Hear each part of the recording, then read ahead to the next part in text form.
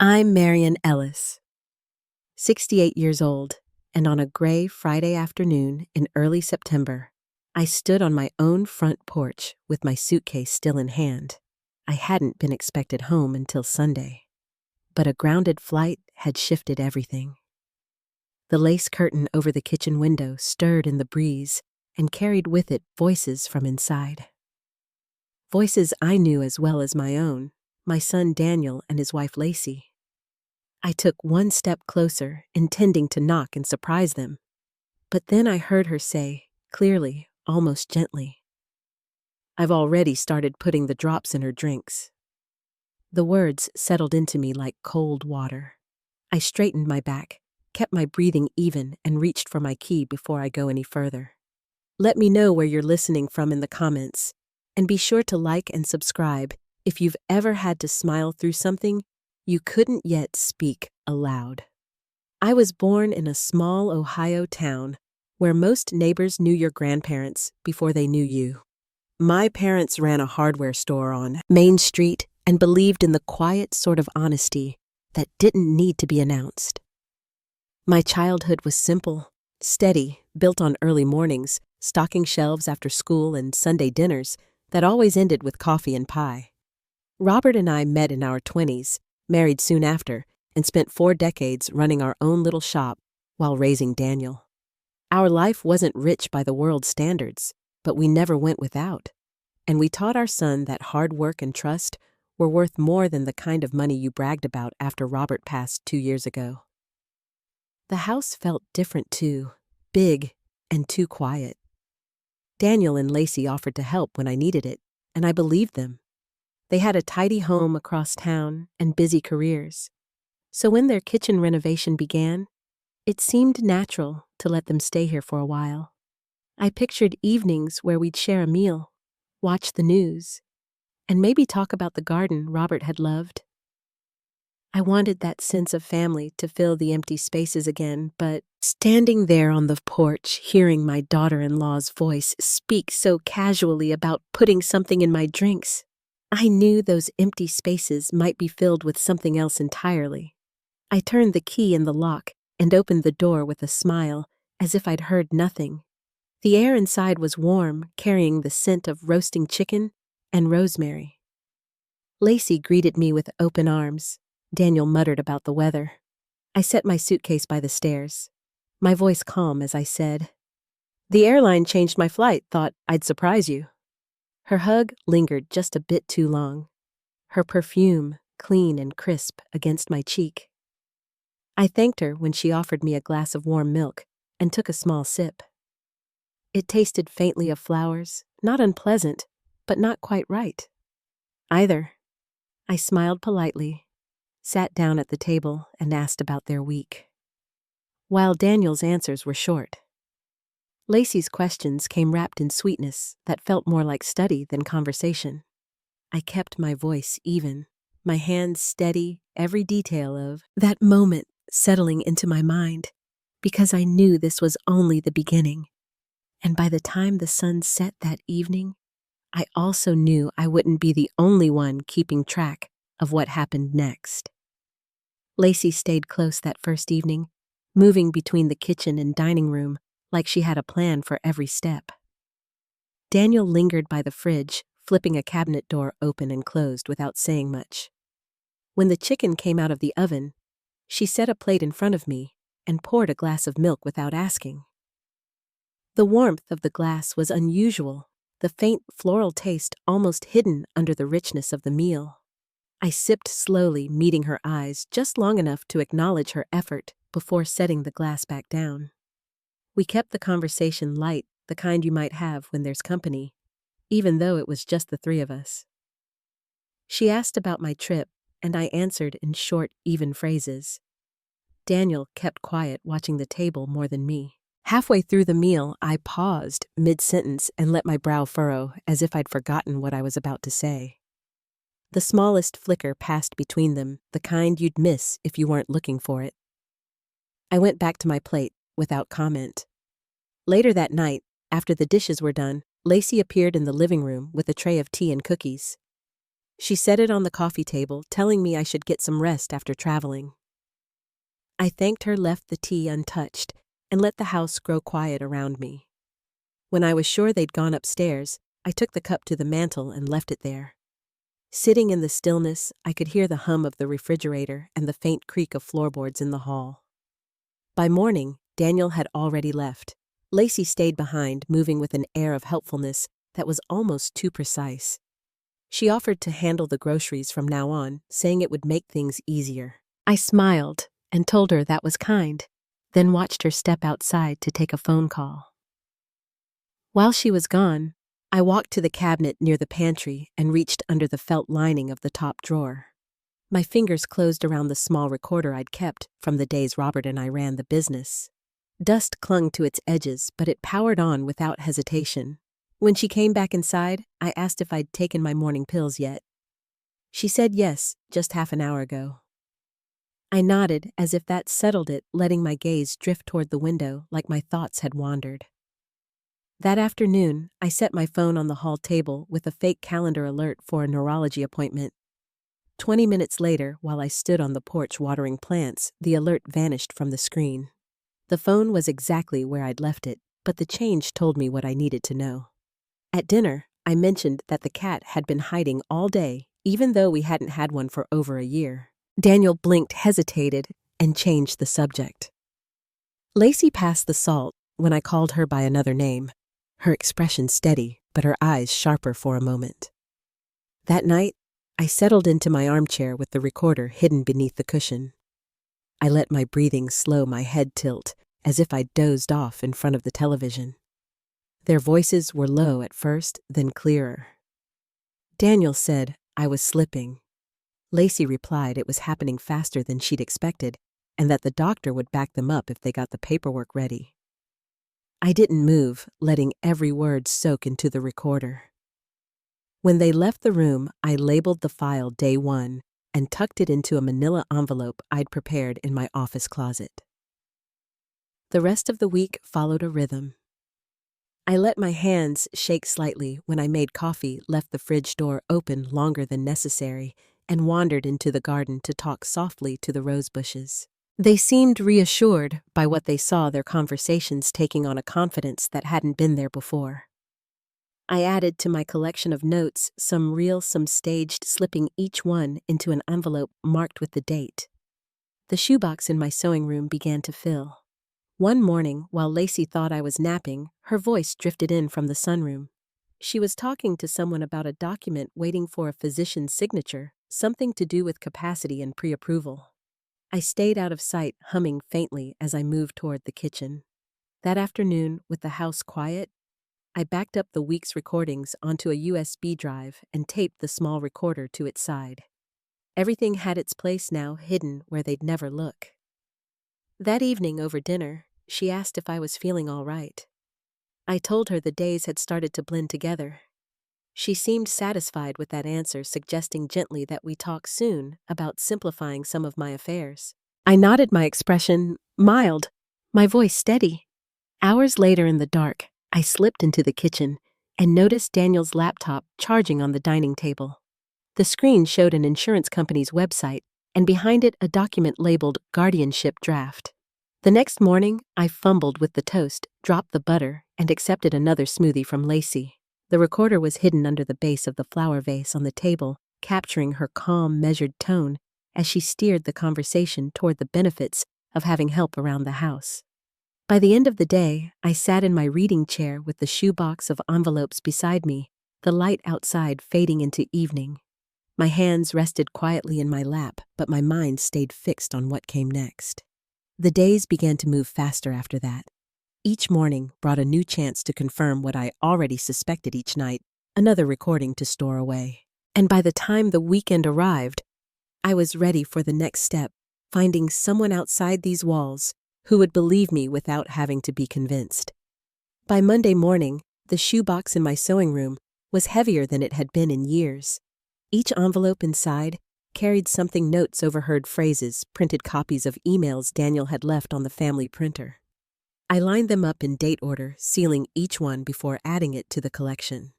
A small USB drive with the first week's recordings was tucked under the top layer, wrapped in plain paper to keep it from shifting. Daniel left for work early that day, his car rolling down the drive before the sun was fully over the trees.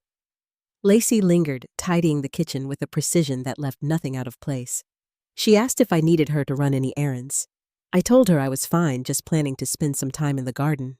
Her smile was practiced, her tone light, but her eyes followed me as I walked toward the back door. Outside, I moved slowly along the rows of rose bushes Robert had planted. I touched each stem, as if checking for thorns, speaking softly enough that only the breeze carried my words. From the corner of my eye, I saw the curtain in the sunroom shift. Lacey was still watching. I straightened my back, hummed a tune I half remembered from church, and went inside without glancing toward her. That afternoon, she stepped out to take a phone call. Her voice carried through the open window, but distinct. I caught phrases, document ready for signature capacity evaluation, pre-approval form. I stayed out of sight, my hands resting on the counter until her voice dropped even lower. When the call ended, I filled a kettle with water, letting it boil without any plan to use it. After dinner that night, I told her I felt a little tired and might head to bed early. Instead, I went to my desk in the old office and pulled out a fresh stack of sticky notes. Some held real details, doctor appointments, grocery items. Others carried single words or short sentences I had overheard. I slid each note into a small envelope, labeling it by date before adding it to the shoebox. Everything was getting backed up now. The next morning, Daniel sat at the table with his coffee while I stood at the stove. I stirred oatmeal slowly, letting the spoon scrape the pot just a little too long. He mentioned in passing that we might want to get things in order before the holidays. I nodded without looking up, pouring the oatmeal into a bowl and setting it in front of him. His expression didn't change, but I saw the way his fingers tapped against the edge of the mug. By midweek, the patterns were clear. They left me alone only when they thought I was sleeping. Conversations dropped to a whisper if I entered the room unexpectedly. I played along, shuffling down the hallway in slippers, leaving the bathroom light on for hours, letting a drawer stay open just enough to suggest I'd forgotten it. The recorder caught their reassurances to each other. How it wouldn't be long now, how the doctor would see the changes. One evening, I sat in my chair with the television on, pretending to be lost in an old drama. In reality, my attention was on their conversation in the kitchen. Lacey was saying something about an appointment with Dr. Patel for assessment, and Daniel's voice was lower, asking how soon they could file. I kept my breathing even, my gaze fixed on the screen until their voices faded. Later, I stored the recording with the rest. Thursday brought rain. Daniel left after breakfast, saying he had to stop by the bank. Lacey stayed, keeping her laptop open at the dining table. I walked in with the laundry basket, set it down, and stood at the hutch pretending to rearrange china. The glow of her screen reflected in the glass an email chain mentioning guardianship submission and supporting documentation. She shifted her body when she noticed me behind her, smiling as she closed the lid. That afternoon, I called Susan Parker from the privacy of my bedroom. Her number had been in my address book for years, even though we hadn't spoken much since Robert passed. She answered on the second ring, her voice steady as always. I asked if she could meet me the next day. She didn't hesitate. We chose a small diner halfway between our neighborhoods, the kind with a corner booth where no one paid much attention to other people's business. That night, I took an extra few minutes locking up the house, making sure the windows were secure, and the front door bolt slid all the way into place. In the kitchen, Lacey was making tea. She offered me a cup, which I accepted with a nod. I let it sit untouched on the counter while I wiped down a perfectly clean surface, my back to her, so she couldn't see my expression. Before bed, I went into the office one more time. The shoebox was nearly full now, so I set aside a second box and began labeling fresh envelopes.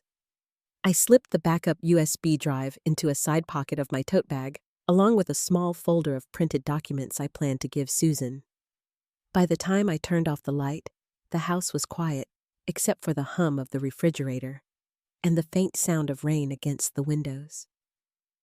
The next morning, I simply chose a coat with deep pockets and carried my tote to the car. Daniel's vehicle was already gone. Lacey was in the kitchen, her hair pulled back, a faint smile on her face as she told me to be careful driving. I thanked her, stepped out into the damp air, and started the engine.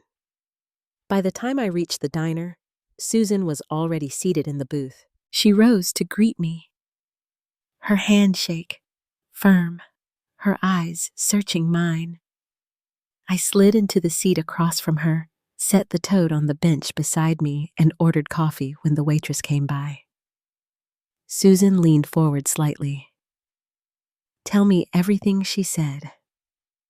I began with the first afternoon I'd overheard them, the warm milk, the floral taste. I told her about the phone calls, the documents left open on laptops, the way their eyes met when I pretended to lose my train of thought. She listened without interrupting, only nodding at certain points. When I was finished, I opened the folder and pushed it across to her.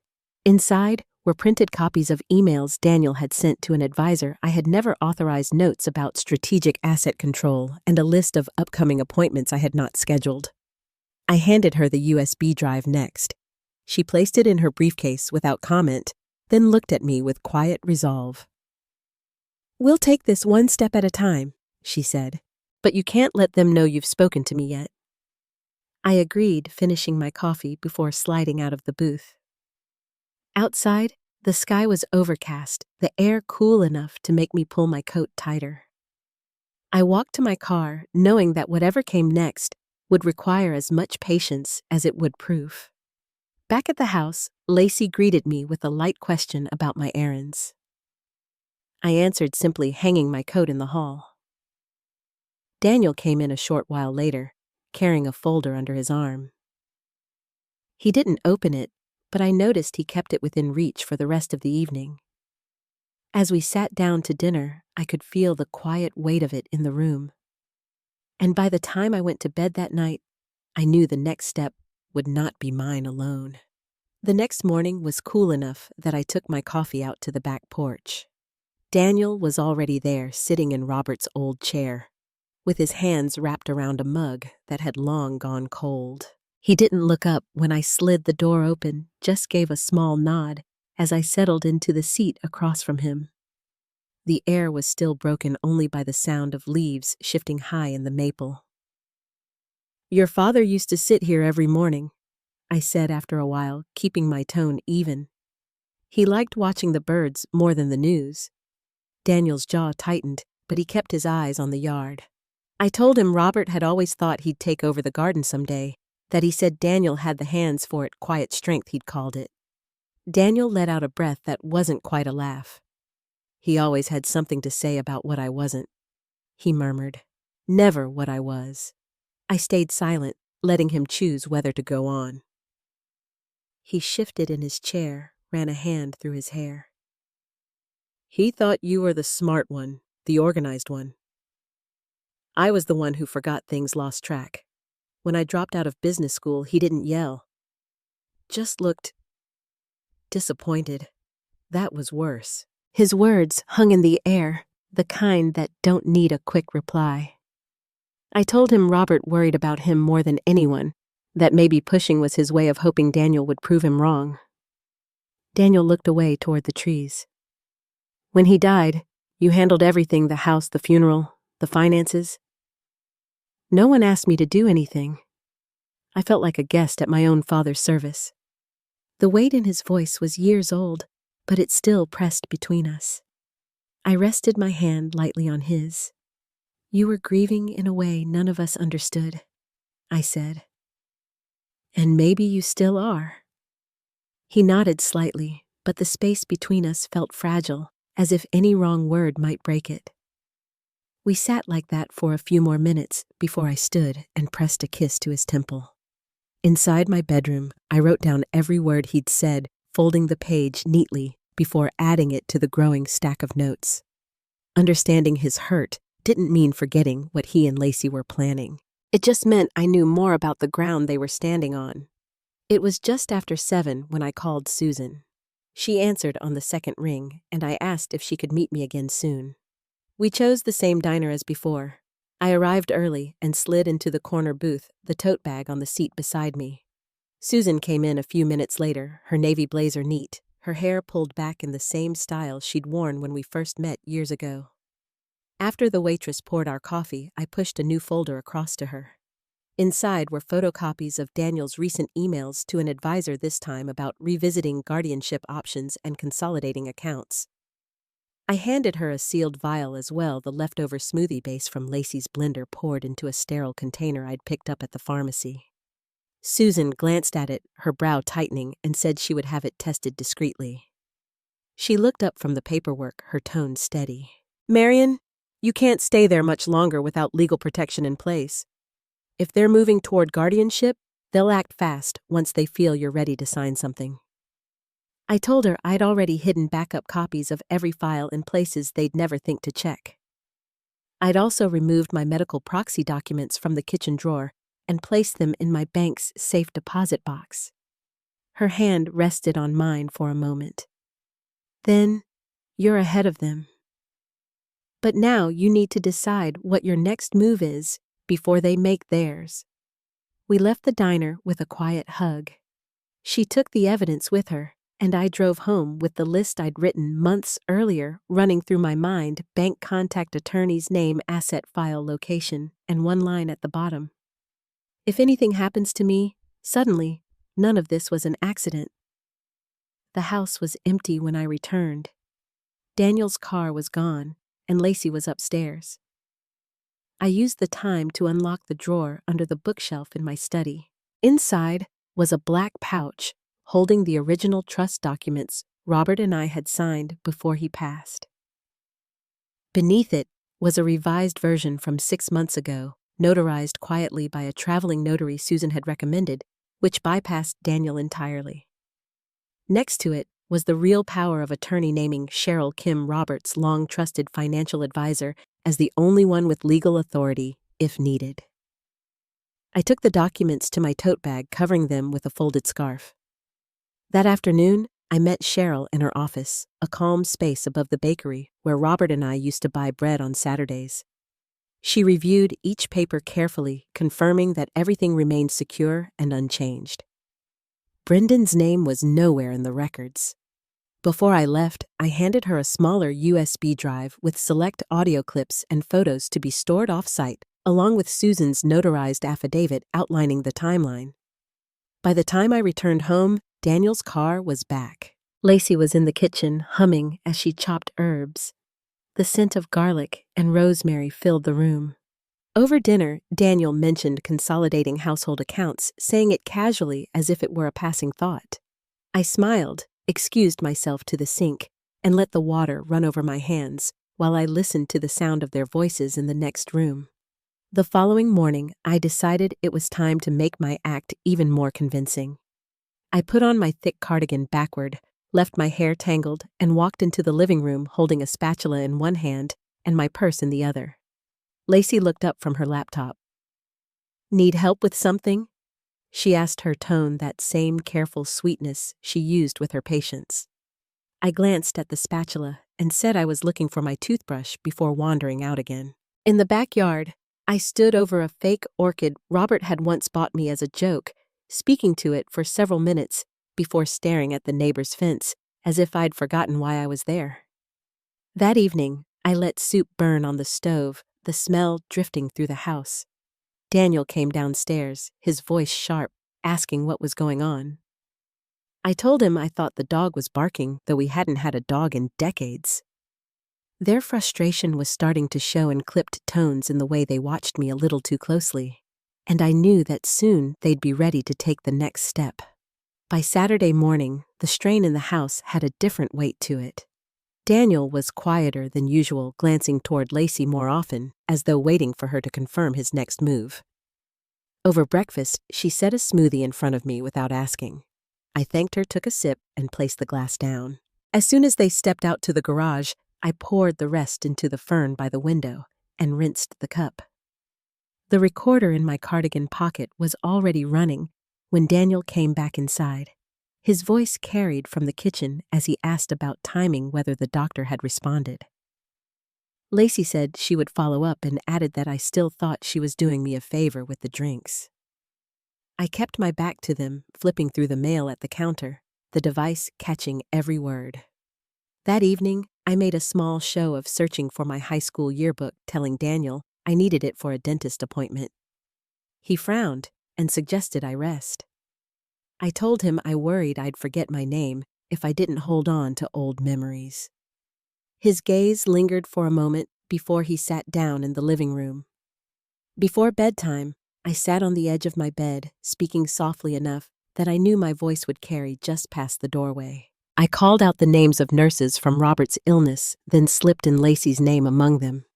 The faint shuffle in the hall told me Daniel had been listening. By Tuesday morning, the moment they had been building toward arrived. Daniel placed a manila folder on the kitchen table, his expression neutral. I was stirring oatmeal, letting the spoon scrape the bottom of the pot. He tapped the folder twice before sliding it toward me.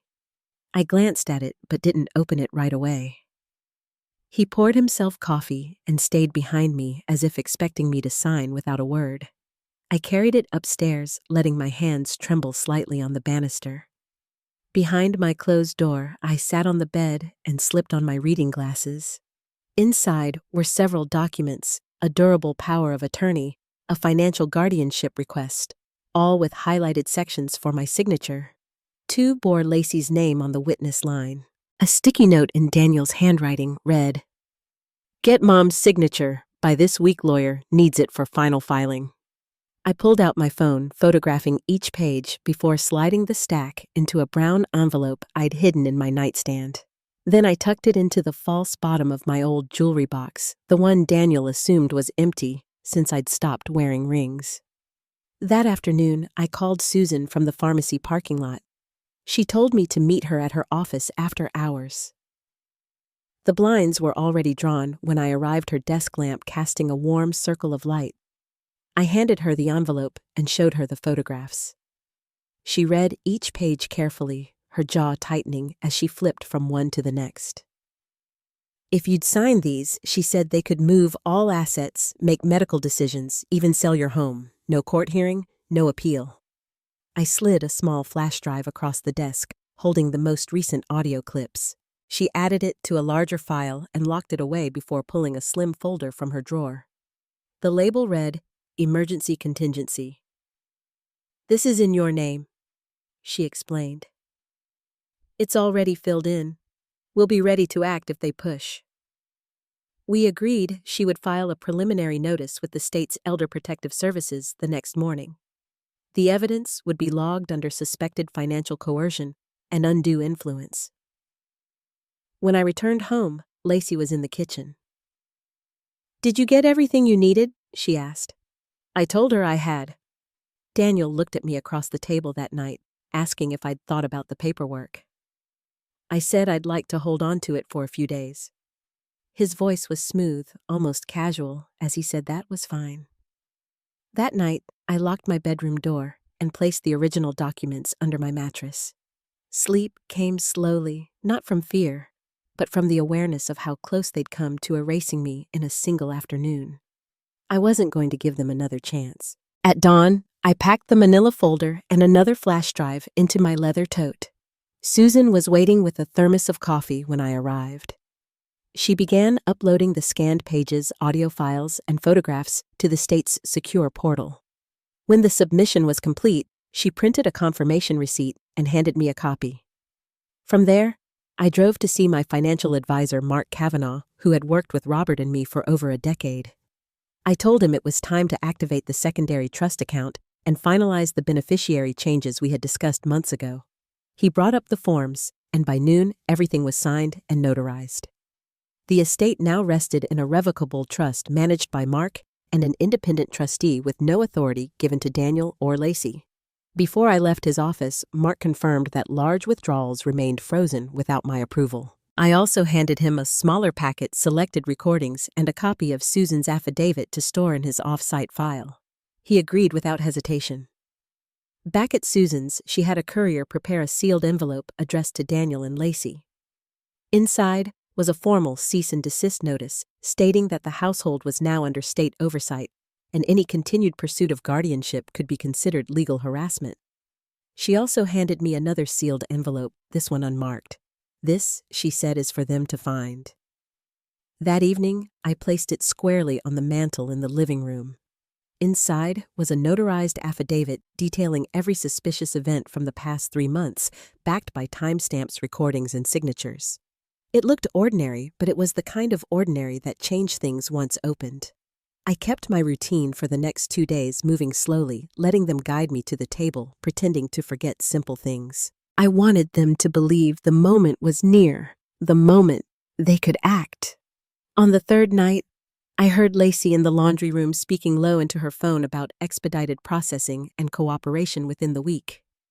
I returned to my room, opened my laptop, and looked at the draft press release Susan's daughter had prepared. It was scheduled to go live within 48 hours if I pressed send. I closed the lid. Tomorrow, I would see what happened when the envelope on the mantel was no longer where I'd left it. By mid-morning, the air in the house felt different. There was a stillness, the kind that comes before something breaks. The envelope I had left on the mantel was gone. Neither Daniel nor Lacey mentioned it over breakfast, but I saw the edge in their movements. Daniel kept refilling his coffee without drinking it. Lacey's smile was tight, her eyes never quite meeting mine. I went about my day as usual, folding laundry in the back room. The faint sound of paper rustling came from the living room, followed by a sharper whisper. Lacey's voice rose, losing its practiced calm. Moments later, she appeared in the doorway, the envelope crumpled in her hand. "You think you're clever," she said, her voice like a pulled wire. Daniel followed behind her, slower, his face pale. "You think this is going to scare us off?" she asked, holding the papers up like proof. I didn't answer. She looked at Daniel, waiting for him to speak, but he stayed where he was, his hands in his pockets. His shoulders rounded the way they used to when he was a boy caught doing something wrong. "All of this recording's witnesses' trustee paperwork." "It doesn't matter," she went on. "You can't undo what we've started." Her voice was sharp, but underneath it I caught the first trace of doubt. Daniel's eyes met mine for the first time, narrowing slightly, as if trying to see someone he didn't recognize. The silence stretched until he spoke. "You were never going to give it to us. Not the house, not the money. You always planned to cut us out." I stepped closer, slow and steady. "No, I said I never planned to cut you out. I just stopped pretending I could trust you with what mattered most." Lacey scoffed and rolled her eyes. "You want to die a martyr, fine." She turned and walked out, her footsteps quick across the floor. Daniel stayed, his gaze shifting between the floor and the doorway she'd just passed through. I reached for a framed photo on the mantel, one taken 10 years ago, all of us smiling in the garden. I brushed my thumb over the glass. "I never forgot you," I said quietly. "But somewhere along the way, I think I forgot myself." He didn't answer. The room felt heavier, the air thick between us. Eventually, he turned and left without a word. That night, the house settled into a silence that felt different from before. No tension, no waiting, just an emptiness that stayed. A week later, they were both gone. Daniel's closet was empty, the drawers in their room bare. Lacey's perfume no longer lingered in the hallway. They hadn't left a note, not even a brief apology. The only sign they'd been there was the front door, which no longer closed quite right. I spent the following days moving slowly through the rooms, making sure every file was where it should be, every document accounted for. The shoebox of envelopes stayed in the sewing room, the trust paperwork locked away in the bank's safe deposit box. I called Susan to let her know they had left. She didn't ask for details, only said she'd keep everything on file in case it was ever needed. One afternoon, I sat on the porch, a blanket around my shoulders. The sun was low and warm, the scent of rosemary drifting in from the garden. For the first time in months, I let myself breathe without thinking about what might happen next. The quiet didn't feel empty anymore. It felt earned. But the work wasn't finished. A silver SUV pulled into the driveway, and 3 young women stepped out, each carrying a clipboard and a canvas tote bag. Their jackets bore the crest of the University Medical Center. The one with dark curls stepped forward, introducing herself as part of a new outreach program funded through the Ellis Fund for Elder Justice. My late husband's name was now tied to something that would outlast all of us. I invited them inside, offering coffee, as they explained their first round of training sessions. They didn't know the full story behind the fund, but they knew enough. We walked through the garden so I could point out where the irrigation needed repair and where the porch light tended to flicker. They laughed easily, and I found myself laughing with them. By the time they left, the sun had dipped low, casting the yard in gold. I sat back in Robert's chair on the porch, the house quiet behind me. The estate was no longer in Daniel's hands, and it never would be. That choice had been made long before he realized it. The pieces were where they belonged now, and I was ready to see what came next. The week after Daniel and Lacey left the house began to feel like mine again. The closets stayed open where I'd left them, the kitchen drawers slid without sticking, and there was no low murmur of voices behind closed doors. I moved through each room slowly, letting the quiet settle. The shoebox of envelopes remained in the sewing room, but now it felt less like a shield and more like a record proof of what had been. One afternoon, the phone rang. It was Susan checking in.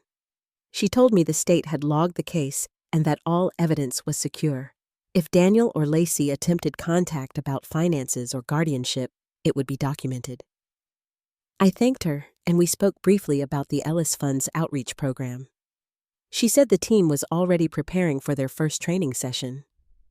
Hearing that brought a kind of satisfaction I hadn't expected.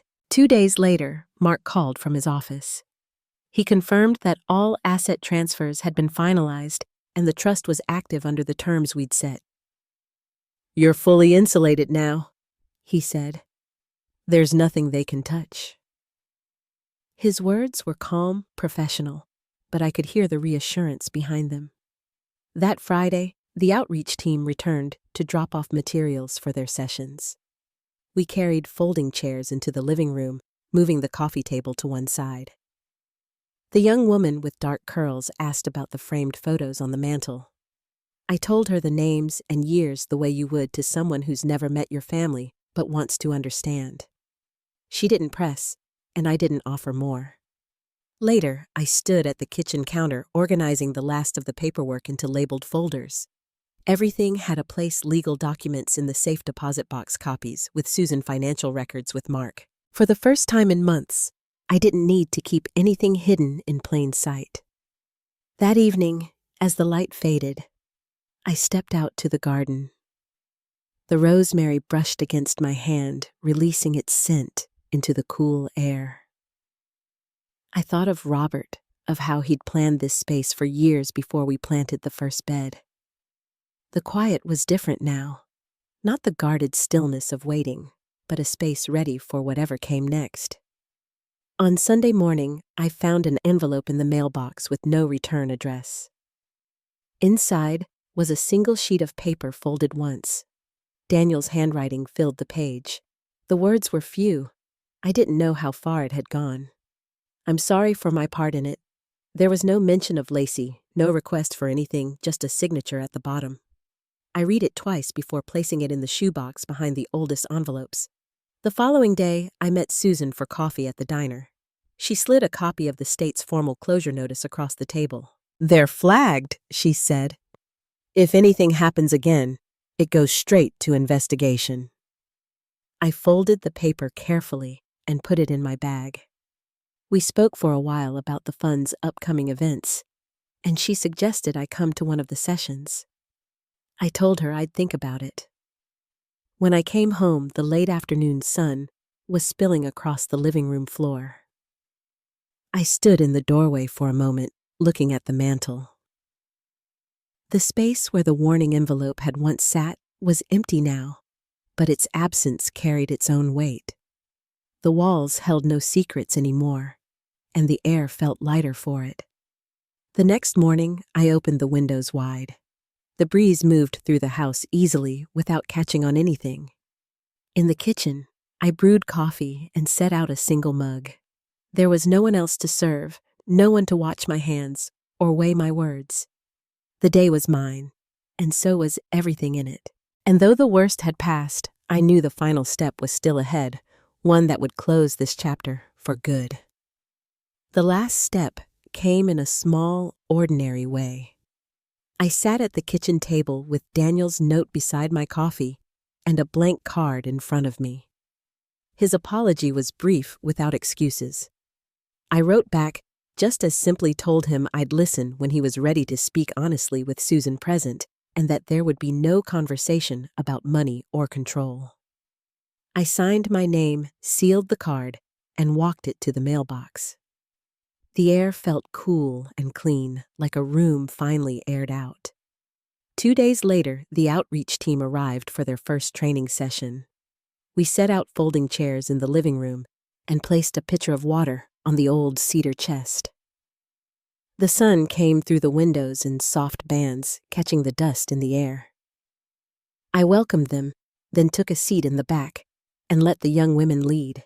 They spoke about warning signs, paperwork, and the right to say not yet or no. Their voices were steady and clear. When they opened the floor for questions, a woman my age raised her hand and asked how you know when to trust your instincts. I stood not as an expert, but as someone who had been there.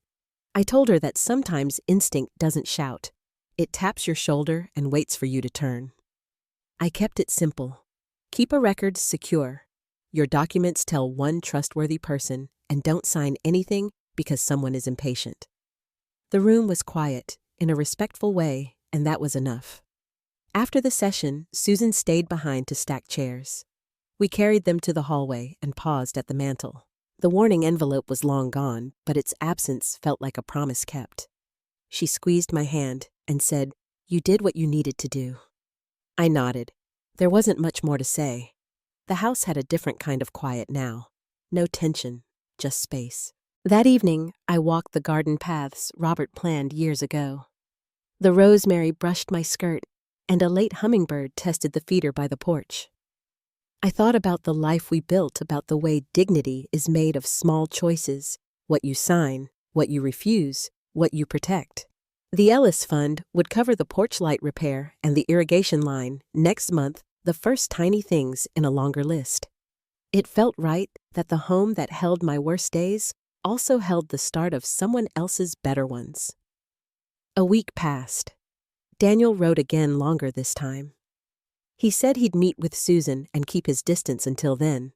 There was no mention of Lacey.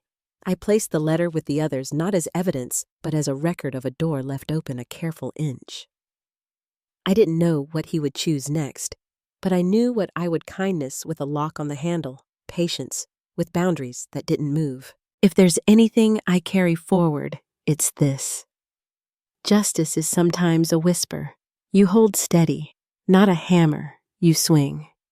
It's the power to write your name the way you want it read, and to decide who gets a key to your life. We don't get to choose every ending, but we do get to choose the shape of our standing quiet firm and facing the light. Thank you for staying with me. If this brought up something familiar in your own life, I hope you'll share what helped you through, or what you're planning to do next.